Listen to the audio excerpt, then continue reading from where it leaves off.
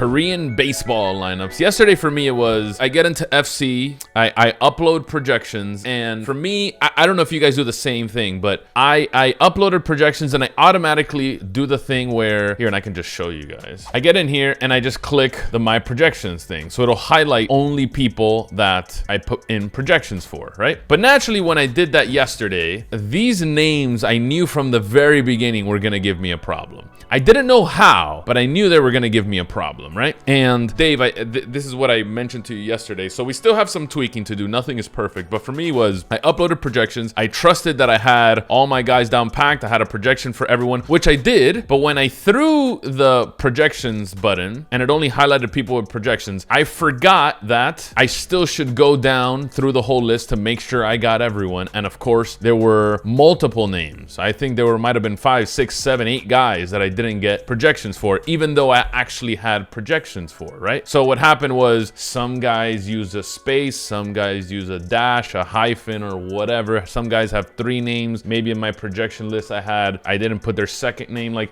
dumb little things like that. To the point where after I coupled that with all my settings, I noticed that, why don't I have this guy? As soon as that Kim Nurjan hit a home run yesterday, and I had 40%, that was my highest owned stack yesterday, the LG guys. I check, I'm like, yo, I must be crushing. I had none of the Kim dude that hit the home run. And I'm like, that's impossible. He's the 3rd batter on the team. He's the 3rd hitter. How do I not have this guy? It's because I had him without a hyphen. FC does have him with a hyphen. And I guess we haven't put that iteration in some of these guys. So it was my fault. I should have gone one by one, seeing if I had all of them. That Kim guy is one of the best players on the team. I know. And I had him projected really well. Osimo didn't have him projected. You are actually wrong. Osimo did have him projected.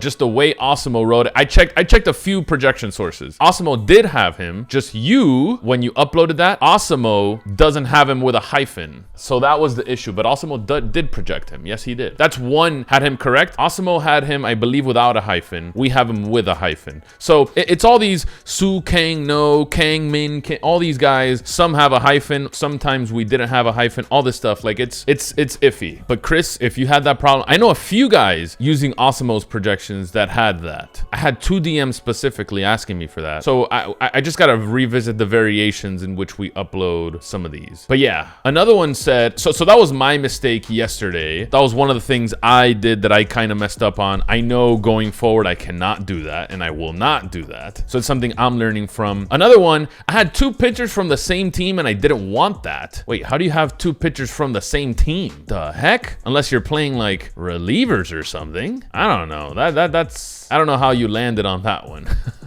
My mistake was not making a pitcher rule. Okay, so I don't know how you landed on a few pitchers from the same team, but that's obviously something to monitor. Here's a rule of thumb for pitching rules, as that's the second mistake we go over. Go over your pitching exposures right after you make them. So if you look at some of my lineups, when I make them, I usually go over a few things. I usually go over my pitching exposure, number 1, and then my stacks exposure, number 2. And obviously on FC, you can just click on the pitchers tab once you make all your lineups, and you'll see the exact exposures of pitchers that you will use, that you're currently using. And then you click on the stacks tab and you can see a combination of 4-mans, 3-mans, 5-mans that you're using. And you could also see the combinations of 2 team stacks that you're using. I always make sure to look at that before I upload my lineups. I always do that. That is something I've gotten in the groove of doing. So I probably will never have that mistake, but for those that did, that's probably one. Another mistake, someone I saw as chat was scrolling, using too much of one team. I don't know if you guys went back and saw any of the MLB streams, but we do, or at least I do, like having exposure caps or percentages on the team stacks tab, right? So if you go to the advanced options, right? If you go to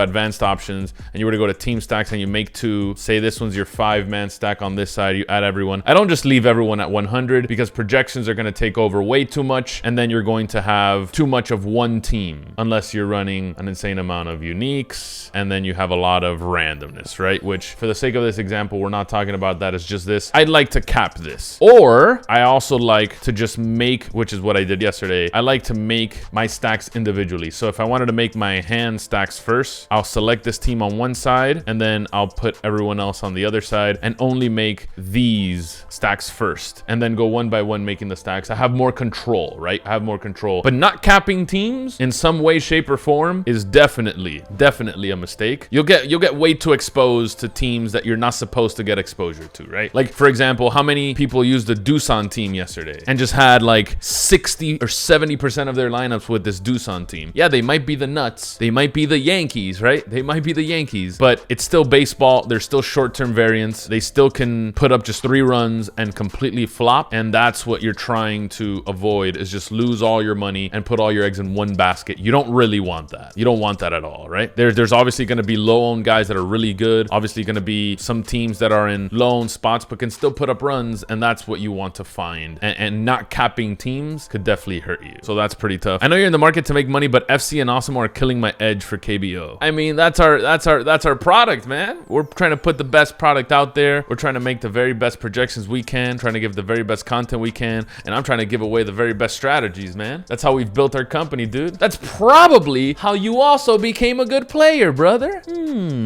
What a guy. You know, in the beginning, I heard that, like in the first year we started the stream. Manny, thank you for all the advice. Thank you for everything you do. That's it. Can you stop?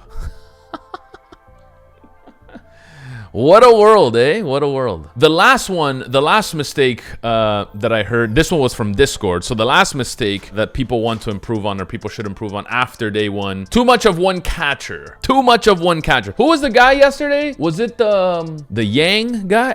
It sounds terrible because there's a bunch of guys named Yang, I think. But all the Kim, Lees, Su Wu, everything. Anyway, the Yang guy at catcher yesterday, too much of him, I should not play him. There's always going to be that value catcher that everyone is going to have by default, right? That one guy that's probably on Doosan every time, batting 7th or 8th, and he's 2,500, and we're all going to have him in our lineups. That's obviously bad too, because just like there's variance for pitching, just like there's variance for stacks, there's variance for individual hitters. Yang, EUG Lang. I don't know how to pronounce that, but that guy. Too much of this guy. 20, 30% owned. I had him like 40, 50.